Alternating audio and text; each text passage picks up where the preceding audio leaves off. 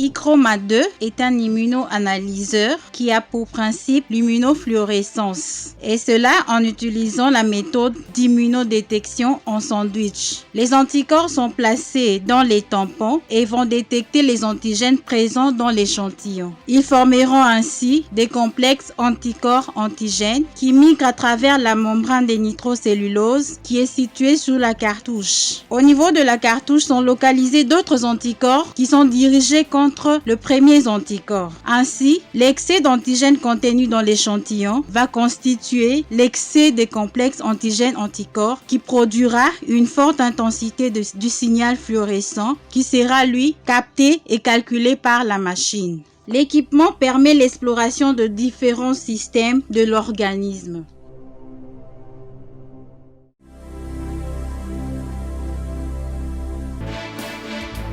CRP, protéine C-réactive. C'est un marqueur de la phase aiguë de l'inflammation qui est produite par le foie et sécrétée dans le sang quelques heures après une lésion tissulaire. PCT, procalcitonine. C'est un précurseur de la calcitonine produite au niveau de la glande thyroïde, mais qui, au cours de syndromes infectieux, en particulier d'origine bactérienne, est produite par divers organes, notamment le foie, le poumon, le rein, et cela sous l'effet d'endotoxines bactériennes et des cytokines inflammatoires. Il est indiqué pour juger de la gravité d'une infection bactérienne, mais également pour différencier une infection bactérienne d'une infection virale. Ainsi, son intérêt se retrouve dans les méningites, le sepsis, les pneumonies et en néonatologie.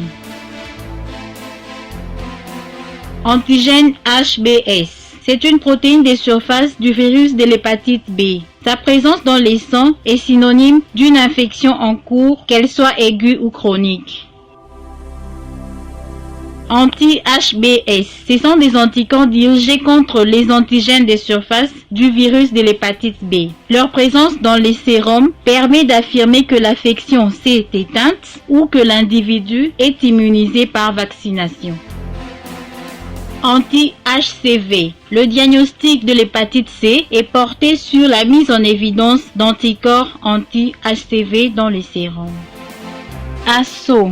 Antistreptolysine O, qui est indiqué pour diagnostiquer une infection streptococcique récente due au streptocoque du groupe A. Ce sont des infections qui entraînent des complications graves, notamment les glomérulonéphrite et les rhumatismes articulaires aigus. Ainsi, le diagnostic précoce s'impose.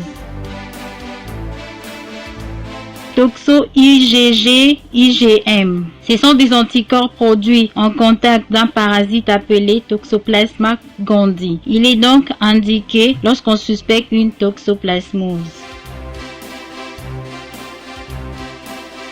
COVID-19 AB. Il permet de détecter les anticorps dirigés contre les antigènes COVID-19. Leur présence reflète que le sujet a été en contact avec le virus et permet le suivi du patient et sa réponse au traitement.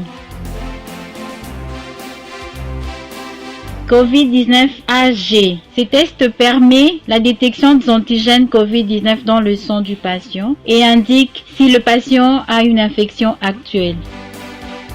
YTB. Ce test permet le diagnostic de la tuberculose latente, au cours de laquelle le bacille de Koch sont endormis. Et cette phase peut durer très longtemps, allant de plusieurs mois à quelques années. Elle est infraclinique et la personne ne transmet pas le bacille de Koch. Ce dépistage précoce permet ainsi une prise en charge précoce. H. pylori SA. Ce test permet la détermination qualitative de l'antigène de l'Helicobacter pylori dans les fesses humaines. Il est indiqué en cas de gastrite chronique, d'ulcère gastrique, mais également en cas de cancer de l'estomac.